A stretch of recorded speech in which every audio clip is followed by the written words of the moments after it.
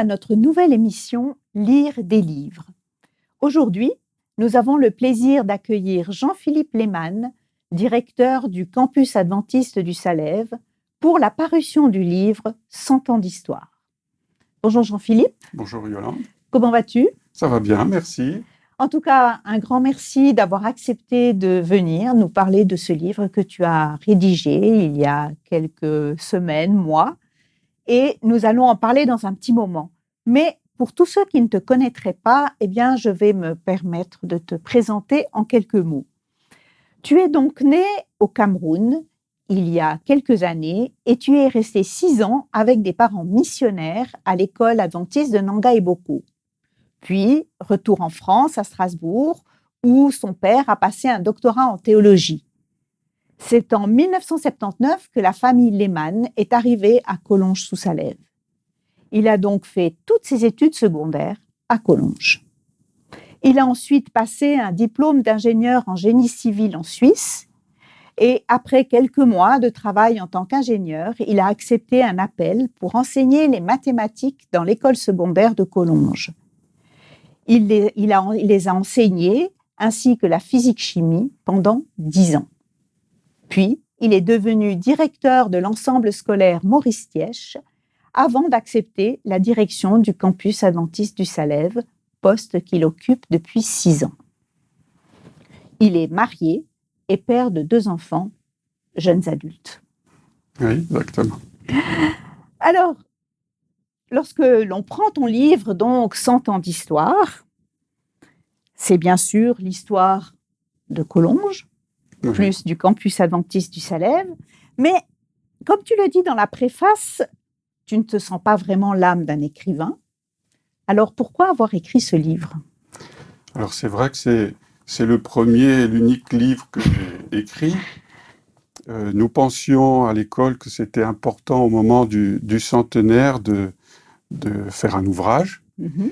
Et normalement, c'était à l'archiviste de l'école de l'écrire, mais étant malade, j'ai pris sa place, profitant notamment des mois du confinement pour m'enfermer au sous-sol dans les archives pour découvrir cette histoire que j'ai mis en forme dans Le confinement a eu un peu de bon alors, finalement. Voilà, j'ai un peu plus de tranquillité dans mon métier de directeur, m'a laissé le temps de me passionner pour cette histoire et surtout les personnages de cette école. D'accord. Mais d'ailleurs, quand on parle Collonges, on a l'impression que tout le monde connaît. Est-ce qu'il n'y a pas eu différents noms au fur et à mesure des époques, en fait ? Est-ce que ça s'est toujours appelé Collonges ? Moi, je suis de l'époque où on appelait le séminaire. Oui, c'est vrai que Collonges a changé de nom, mais ce que j'ai été le plus surpris de découvrir en faisant ces recherches, c'est qu'il y avait toute une histoire avant Collonges. Et que certes, on a fêté les 100 ans de Collonges, mais cette école existe depuis 1893, depuis 128 ans, et que ça a commencé en Suisse, pas très loin d'ici, avec la toute première école de pasteurs d'Europe qui a ouvert ses portes à Neuchâtel en 1893. Alors c'est ce que j'ai vu. J'ai vu que ça avait commencé à Peseux. Oui, c'est incroyable ça.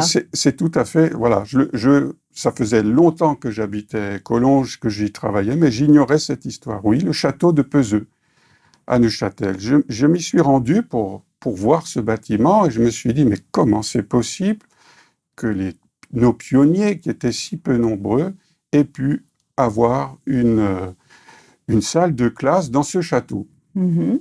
Et en fouillant l'histoire du château, je découvre qu'à cette époque, 1893, les propriétaires sont une église protestante qui fait une école de formation d'instituteurs. Et là, on peut très bien imaginer qu'ils ont prêté ou loué une salle à leurs frères protestants, adventistes. Et donc ça colle, oui. Et puis après premiers étudiants.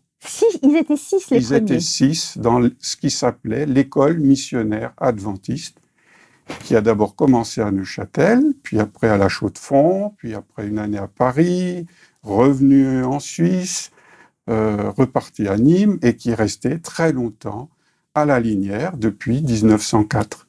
Parce que quand notre Église achète la propriété de la Linière, qui est bien sûr bien connue par tous les auditeurs, eh bien c'est pour y installer à la fois un sanatorium, mais aussi cette école missionnaire, qui vont grandir l'une à côté de l'autre pendant 28 ans. Oui, c'est ça. Incroyable. Mais alors, du coup, pourquoi être allé après à Collonges-sous-Salève? Parce que Collonges-sous-Salève, c'est pas vraiment une grande ville, un grand village. Qu'est-ce qui a fait que ces pionniers ont décidé de s'installer là-bas? L'école missionnaire rassemblait beaucoup d'étudiants. C'était pas juste 5-6 élèves par-ci par-là. C'était plusieurs dizaines, plusieurs cinquantaines d'étudiants qui devaient cohabiter avec les patients de la clinique. Les élèves sont ce qu'ils sont, avec l'envie de bouger, etc. Les patients du sanatorium avaient peut-être plus envie de se reposer. Il manquait clairement de place pour le développement de l'école. Ils voulaient quelque chose de grand, de spacieux, quelque chose dans la nature. Et ils ont longtemps cherché, presque pendant plus de 10 ans, l'endroit idéal. Pendant plus de 10 ans, ils ont cherché. Ils ont visité des endroits en Suisse, mais aussi passablement en France, du côté de Lyon ou de Paris. Parfois, c'était des châteaux, soit trop grands, soit trop délabrés, soit trop chers. Et vraiment, ils ont cherché longtemps, je pense, en prière, pour trouver ce lieu idéal qui, de manière assez providentielle, s'est trouvé être Collonges. D'accord, c'est incroyable. Mais pour revenir à ma question de tout à l'heure, on parle là, tu dis aussi Collonges, parce que c'est l'endroit où s'est implanté le campus. Mais quels ont été les noms de que... Alors, l'école missionnaire est devenue le séminaire adventiste du Salève en 1921, quand l'école déménage à Collonges-sous-Salève. C'est devenu le séminaire. Voilà. Puis après, bien des années plus tard, c'est devenu le campus adventiste du Salève, parce que le mot séminaire était un peu limitatif. C'était pas seulement une école de pasteurs. Il y avait d'autres départements.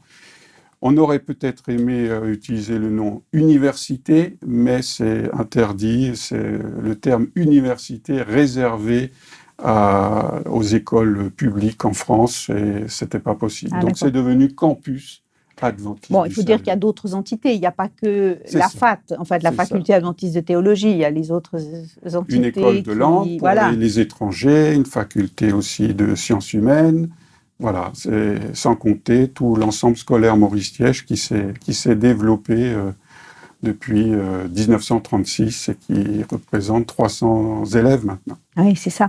Et ce qui m'a étonnée, c'est tout à l'heure, tu as parlé qu'à Peseux, il y avait 6 élèves pour commencer, mais en fait, très vite, ça a grandi. Il y avait donc vraiment ce besoin d'une école qui était une école tu as dit missionnaire tout à l'heure, mais qui était là pour former principalement des pasteurs.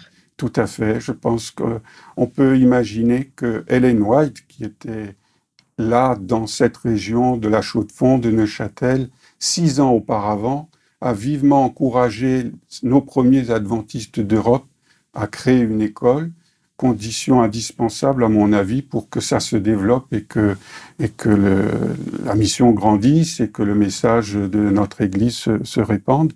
Et elle avait créé la première école à Battle Creek. Elle a sans doute inspiré cette première école de pasteurs en Europe. Oui, c'est ça, c'est ce que j'allais dire. Donc, Collonges est la première école de pasteurs d'Europe. Les autres qui sont venus, que ce soit en Allemagne, en Espagne, tout ça est venu après, en fait. C'est venu après, et les premiers étudiants dans l'école missionnaire, qu'elle soit à Neuchâtel ou à la Linière ensuite, venaient de toute l'Europe. Ils venaient d'Espagne, du Portugal, ils venaient d'Allemagne. Tout le monde apprenait le français, en fait. Oui, tout le monde apprenait le français pour pouvoir étudier la théologie ou se préparer à être évangéliste ou pasteur. D'accord. Et puis, donc, c'est l'école de pasteurs qui a commencé. Tu as parlé qu'en 1936, il y a l'école secondaire et primaire, peut-être aussi, qui sont nées à ce moment-là. D'abord une école primaire, une classe, et puis qui grandit. Qui a grandi. Et pouvoir avoir tous les niveaux, un collège, et puis, le fait d'avoir le bac, ça a été en quelle année ? Alors, c'est dans les années 60, qu'on a tout début des années 60, les premiers bacheliers, le cycle complet. D'accord. C'était important d'avoir le baccalauréat pour commencer les études en théologie. Donc, D'accord. c'était aussi cet Oui. objectif-là de donner la meilleure formation possible aux futurs étudiants en théologie. D'accord. Donc, voilà un petit peu comment les choses se sont développées dans notre école. Lors d'une précédente émission, il y avait Thierry Lenoir qui était à ta place, qui est venu nous parler de la Linière, puisqu'il a aussi, lui, écrit un livre sur la Linière. Et j'ai ressenti la même chose en parcourant ton livre, comme en parcourant le livre sur la Linière. C'est cette espèce de vision qu'avaient ces premiers adventistes pour créer. Ils voyaient grand. J'ai l'impression que rien ne leur faisait vraiment peur. Pourtant, l'Église ne devait pas être bien riche à l'époque. Oui, c'est assez touchant de voir comment, avec le peu de moyens qui étaient le leur, l'Église était toute petite, ils avaient une vision de l'avenir, une vision pour l'éducation des jeunes, la formation de leurs pasteurs, et leurs défis étaient considérables, mais ils allaient de l'avant. Quand ils ont découvert le site de Collonges, ils avaient un budget quand même juste restreint, 170 000 euros francs de leur époque. Et il y a eu une vente aux enchères. Ils y sont allés après une longue réunion de prière, et puis les enchères sont montées. Une dame voulait aussi acheter cet hôtel du parc et cette propriété, et les enchères se sont arrêtées exactement au budget qui était le leur. C'est impressionnant. Donc, on voit vraiment la main du Seigneur être là.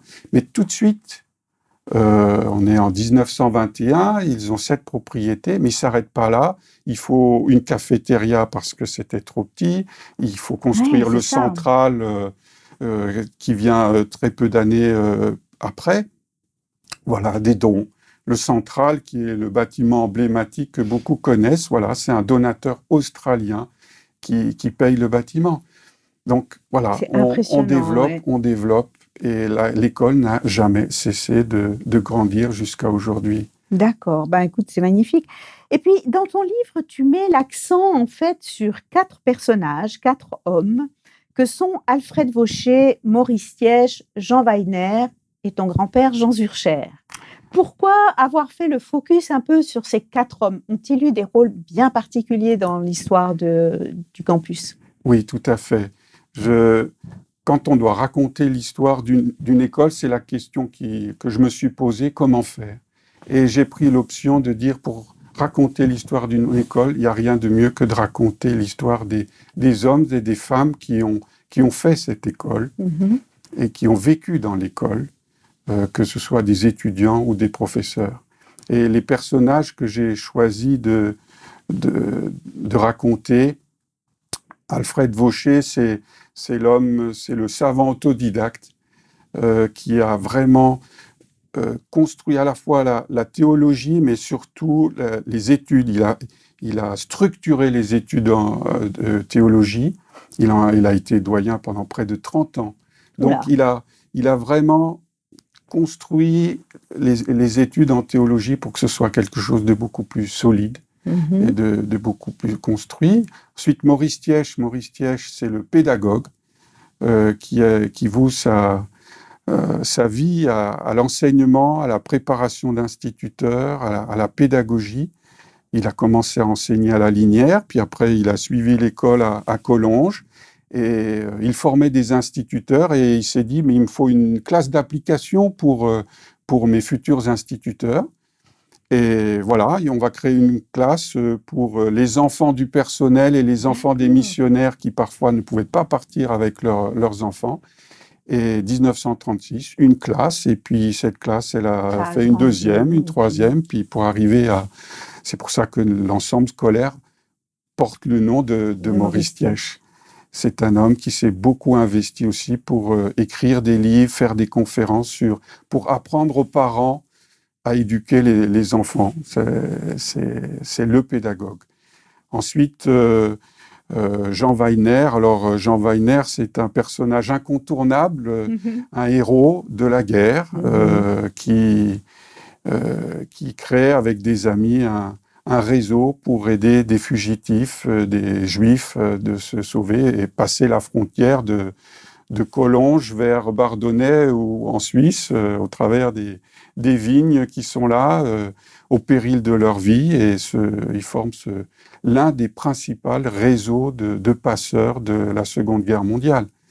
Il n'est pas tout seul, hein, il y a plus de 200 personnes qui vont l'accompagner. Oui, et puis j'ai lu d'ailleurs, en parcourant le livre, j'ai vu que, par exemple, il y avait le campus a nourri des résistants qui étaient au plateau des Glières. Je découvre ça dans mes recherches. Oui, le plateau des Glières pour l'histoire de France, c'est vraiment le symbole de la résistance. Au lieu de la résistance. Mais de découvrir que Jean-Pierre Fasnacht, l'administrateur de l'époque de Collonges, a organisé 3 convois jusqu'au plateau des Glières, qui se trouve à peu près à 2 heures de route, peut-être plus à l'époque. Surtout à l'époque, oui. Pour apporter des choux, parce que... des choux.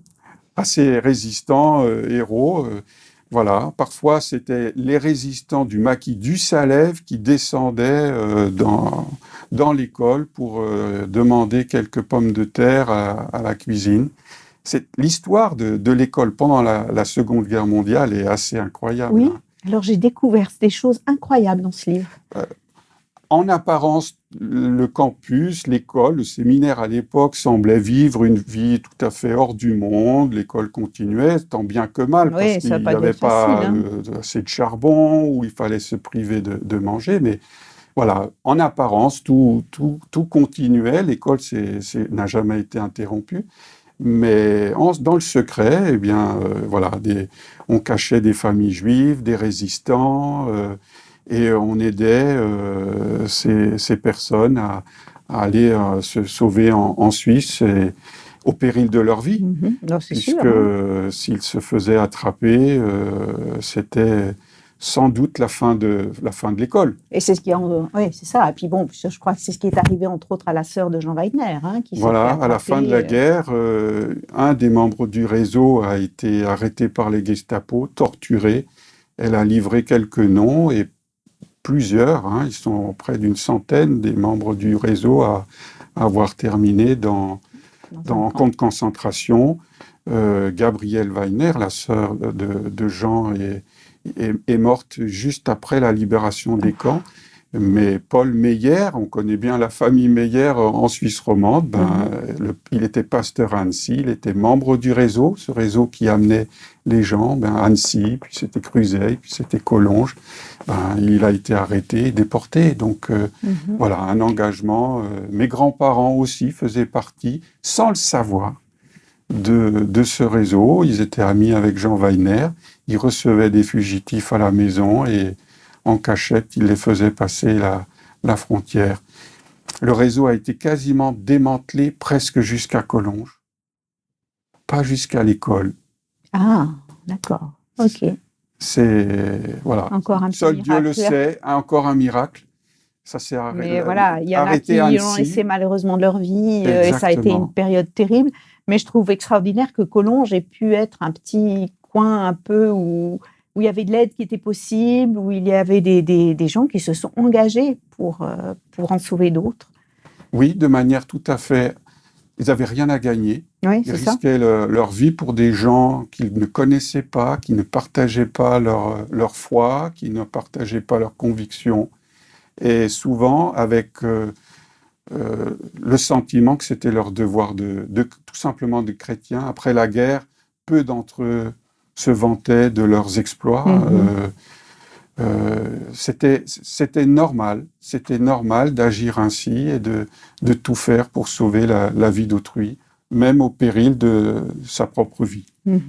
C'est une histoire qui vraiment m'a beaucoup touché et qui méritait d'être mise en exemple dans l'école pour que tous les jeunes qui sont sur ce campus puissent découvrir ces valeurs de générosité et de don de soi. C'est clair. on a bifurqué un peu sur la guerre, mais alors tu nous as parlé d'Alfred Vaucher, Maurice Thiège, Jean Weiner, et pourquoi Jean Zurcher? Alors, Jean Zurcher, c'est aussi une belle histoire. C'est pas un secret, c'est mon grand-père qui lui est une histoire tout à fait particulière. Il n'est pas adventiste dans sa famille. Il grandit à Chauzières, près de Villars-sur-Olon, pour ceux qui connaissent, dans une famille qui a une petite pension. Et c'est un jeune qui cherche à former son avenir et il n'y a pas beaucoup de débouchés dans son village. Et voilà, il fait une rencontre, un colporteur passe par chez lui et lui parle de Collonges. Il y vient et puis ce petit gardien de vaches, il fait ses études à Collonges, il fait un doctorat, il part à Madagascar pour s'occuper d'une école.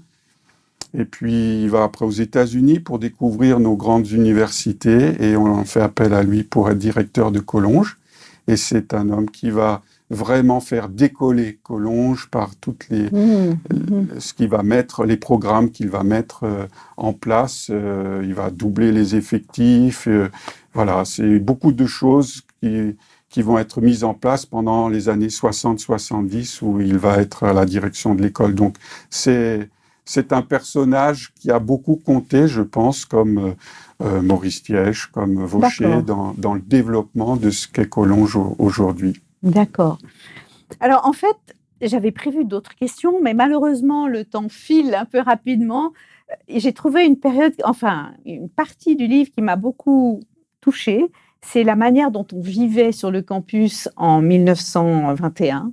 Avec les garçons d'un côté, les filles d'une autre. C'était exclu qu'un garçon et une fille se rencontrent et tombent amoureux. Enfin voilà, j'ai trouvé qu'il y avait plein de ces petites anecdotes qui ont fait que Collonges reste un lieu vivant en fait et qui a évolué au cours des années qui ont passé. Cette année, vous avez donc commencé la 101e rentrée scolaire. Oui. Aujourd'hui même, voilà. C'est aujourd'hui ? C'était la rentrée à la faculté ce matin à 8h avec nos étudiants en théologie. Les collégiens, lycéens avaient fait leur rentrée en fin de semaine dernière. Mais voilà, l'école est repartie. Une nouvelle année est repartie. Malgré le Covid qui ne nous a pas empêchés de continuer. Les études ne se sont jamais arrêtées pendant le confinement. Parfois, c'était en Zoom. Oui, voilà, il a fallu s'adapter. Voilà. C'est une difficulté qui ne nous a pas arrêtés. Grâce à Dieu, on est reparti pour une nouvelle année scolaire. Et le 6 octobre 2021, pour cette année, ce sera donc les 100 ans officielle. Et j'ai entendu dire, tu me l'as dit tout à l'heure, qu'il y avait le souhait de refaire cette même photo qui a été prise donc le 6 octobre 1921. Voilà, devant l'hôtel du Parc à l'époque, qui était... Et vous allez essayer de vous remettre devant l'hôtel du Parc. Voilà, il y aura beaucoup plus de monde, mais... La photo sera en couleur. Oui, on pourra la faire en noir et blanc si on veut, pour rigoler.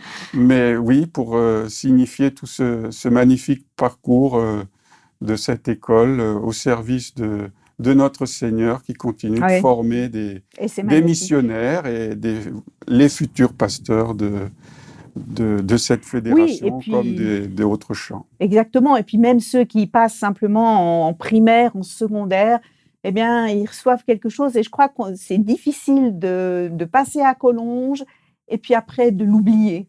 Collonges a quelque chose. Bon, oui, je ne peux pas en dire le contraire. Ça fait si longtemps que j'y vis et que j'y travaille. Voilà, c'est une école, vous êtes bienvenus. Il y a un beau musée que nous avons créé qui mérite d'être visité pour voir de plus près ces documents, la bibliothèque personnelle d'Andrews, des lettres d'Ellen White quand elle est ici en Suisse. Donc voilà, il suffit de venir à Collonges pour, si vous êtes intéressé par cette histoire et par le vécu de cette école. Ouais. Je pense que c'est très difficile à dire, mais combien il y a eu de personnes qui ont passé par Collonges ? Des millions, je pense. Je ne sais pas, mais je me dis 100 ans où l'école n'a fait que grandir. Des milliers d'élèves, bien sûr, des générations et des générations de pasteurs, de missionnaires. Beaucoup d'étrangers. Comme nous avons accueilli tant d'étrangers qui venaient apprendre le français, eh bien, ils sont repartis. Et ce qui fait que Collonges est un nom qui qui est connu dans le monde entier. Ouais. Et c'est, oui, un charme tout particulier. Ceux qui visitent beaucoup d'écoles disent que Collonges, par sa situation, par son cadre, est une école unique au monde, avec un campus qui est assez particulièrement beau. Voilà. J'aime bien finir ces interviews avec cette question, c'est pourquoi acheter et lire ce livre ? Pourquoi ? Si on aime l'Église, si on aime surtout, comme moi, l'histoire des gens qui ont fait que notre Église est ce qu'elle est aujourd'hui. C'est moi ce qui me passionne le plus quand je lis un livre, ce sont souvent les biographies, le vécu. Et voilà, c'est un livre où il n'y a que du vécu. Il n'y a que du vécu, et je l'espère pourra vous inspirer dans le dévouement et l'engagement des personnes qui ont donné une partie de leur vie dans cette école. Ouais. En tout cas, merci beaucoup Jean-Philippe d'avoir pris le temps de venir nous parler de ce livre. Merci on sent que tu aimes. C'est pas peut-être pour rien que tu es directeur du campus actuellement, mais en tout cas vraiment merci. Pour tous ceux qui seraient intéressés par acquérir le livre, eh bien le livre 100 ans d'histoire est disponible pour la Suisse d'abord à la librairie Vie et Santé ici à Renan. Vous avez le site web qui s'inscrit en bas de l'écran.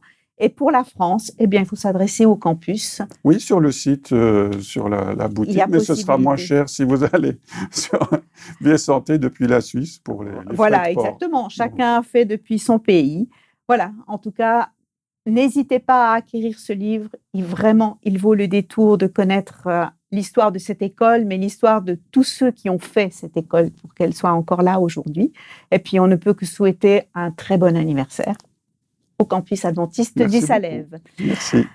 Merci à vous tous qui nous suivez sur la chaîne YouTube d'Espoir Média ou sur AdventPlay. Si cette émission vous a plu, n'hésitez pas à la liker et à la partager autour de vous. Et je vous donne rendez-vous bientôt pour une nouvelle émission Lire des livres sur Espoir Média. À bientôt.